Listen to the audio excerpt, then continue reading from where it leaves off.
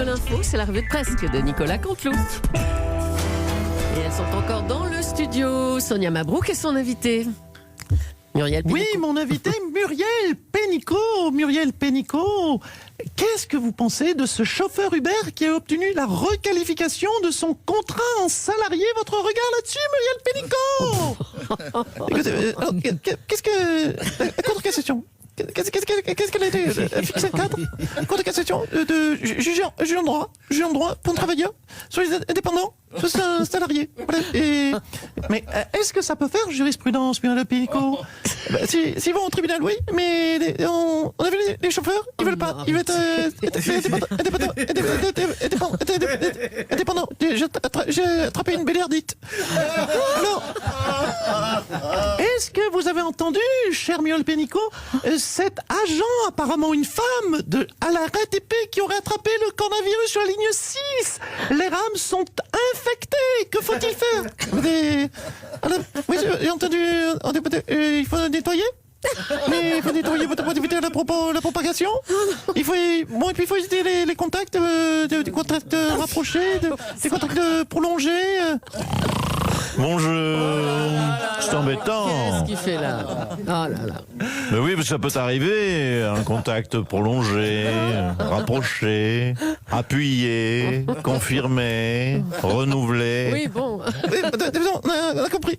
Alors, Muriel Pénicaud, faut-il fermer toutes les rames de métro, Muriel Pénicaud? Non, parce que c'est pas parce qu'il y a un agent qui est contaminé qu'on va arrêter toutes les RATP. Hein, parce que le virus, on peut pas l'attraper comme ça. Il va pas vous sauter dessus. Il fait pas 3 mètres. Le virus, il vous saute pas dessus. C'est bien formidable.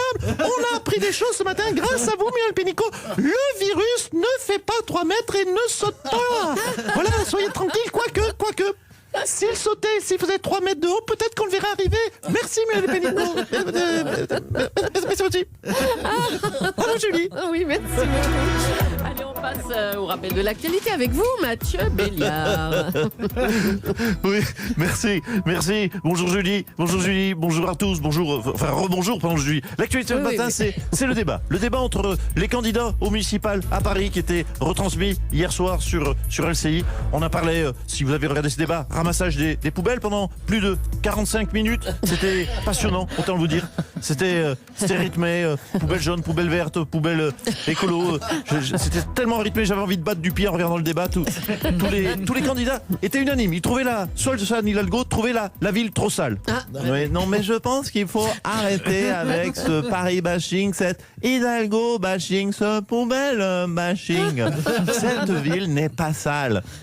Vous êtes tous là, oh là là, Madame Hidalgo n'en fait pas assez. Mais arrêtons, c'est vous qui êtes des chochottes.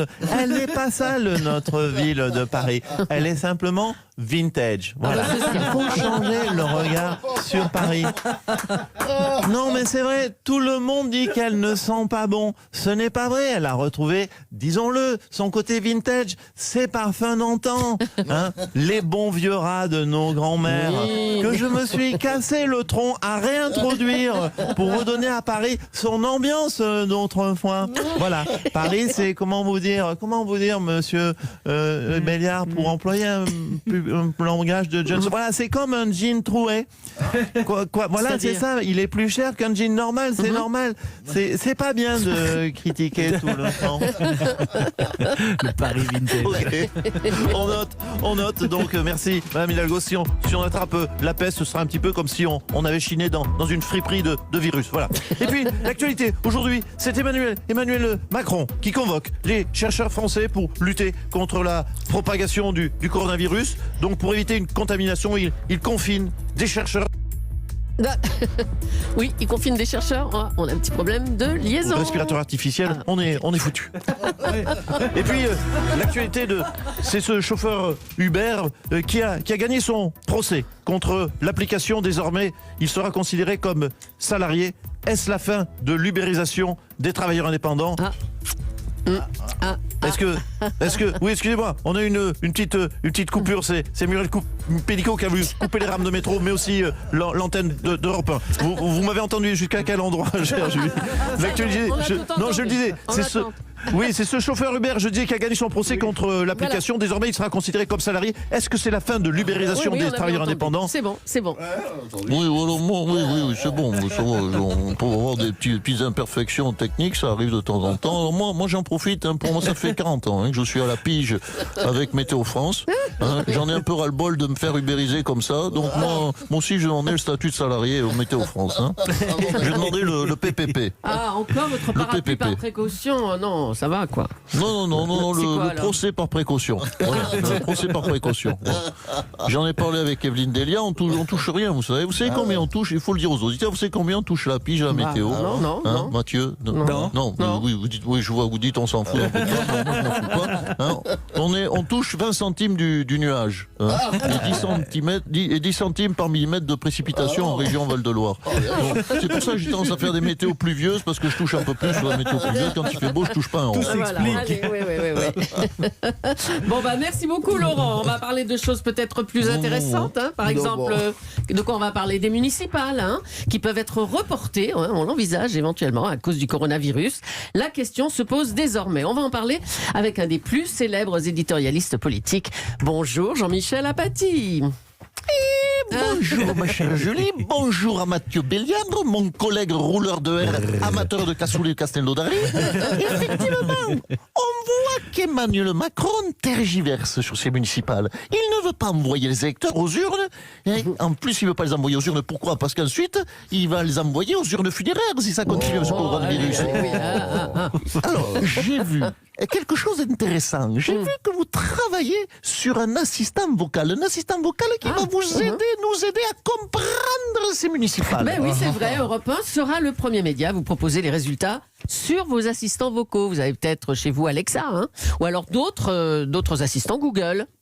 On travaille là-dessus. Dites donc, mais vous êtes moderne, Europe 1. Ah, bah, est-ce que je peux, Julie, tester votre appareil là? Allez, on y va.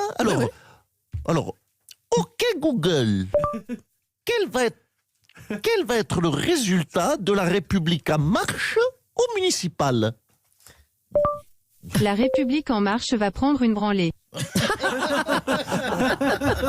Oui, en plus il a un sens aigu de l'analyse politique, votre ingénieur. C'est une sorte d'Alain Duhamel en plus poli ou de Sonia Mabrouk en moins jolie. Attendez, j'en essaye un autre. OK Google, quel va être le résultat à Lyon? À Lyon, Gérard Collomb va être battu car il est trop vieux. Oh là là là là là. Non, mais écoutez, votre machin est cassé, il est défectueux. D'abord, je ne suis pas vieux, j'ai juste un peu d'expérience. C'est mon côté, moi aussi, vintage. Et puis ensuite, franchement, ce n'est pas foutu, je vous signale. Vous êtes quand même en position délicate, Gérard Collomb. Les écologistes pourraient vous battre, n'est-ce pas, Google? Gérard Collomb va se faire rétamer. Non, mais écoutez, il est complètement déréglé. On dirait la technique à Europe 1 ce matin. Non, écoutez, je vais le réparer. Vous savez, les nouvelles technologies, ça me connaît en tant que jeune. C'est ça, voilà. Oui. Allez. Voilà. Qu'est-ce qu'il fait là? Il donne un coup de poing. Les écologistes vont exploser Gérard Collomb. Vous avez entendu? Tu te tais. Tu sais quoi, Google? Tu fermes ta Google. Maintenant. Non, mais pourquoi franchement, Europe 1, pourquoi vous investissez dans ces cochonneries? Moi, je sais, dans le temps, on n'avait pas supporté ce genre d'ineptie du temps de notre bon vieux Minitel. Moi, je me souviens avec nostalgie, j'avais mon 3615 code Gérard Collomb et tout allait très bien, franchement. Oui, c'est comme ça. Merci Gérard Collomb. Allez, pour terminer, on va faire un point sur l'affaire Griveaux. Après son interview à M6, Alexandra de Tadeo va être soumise à une expertise psychiatrique. Piotr Pawlowski, vous êtes son compagnon. Bonjour. Bonjour. Je ne serre pas la main de toi. Ah, je sais, vous avez peur du coronavirus. C'est bien. Non, je ne serre pas la main, journaliste corrompu. À la place, moi, je cloue testicule sur le bureau de ton radio. Vous n'avez pas recommencé. Oh là là. Vive démocratie. Mais non, oh là là. attendez. Et Ça Piotr, tire, ça tire. Piotr, on peut avoir votre avis sur l'expertise psychiatrique d'Alexandra de Taddeo, votre compagne? Allez, Non, dites-nous. c'est n'importe quoi. N'importe quoi. Benjamin Griveaux, porte-parole gouvernement, marié, dans son bureau, drague fille sur Instagram, baisse pantalon, enlève slip, au lire chinois de lui, prendre photo, envoyer tout ça sur Internet, et lui, pas expertise psychiatrique. N'importe quoi. Et fille qui reçoit, elle, camisole de France, 2 poids mesure. C'est n'importe quoi. Griveaux devrait avoir 30 psy en train d'examiner lui. Scandaleux. Ça donne envie quoi? Ça donne moi envie de clouer sexe de moi sur chaise, bureau, Mathieu Béliard. Ah, sur votre chaise, Mathieu, vous avez entendu? Ne vous levez pas trop vite.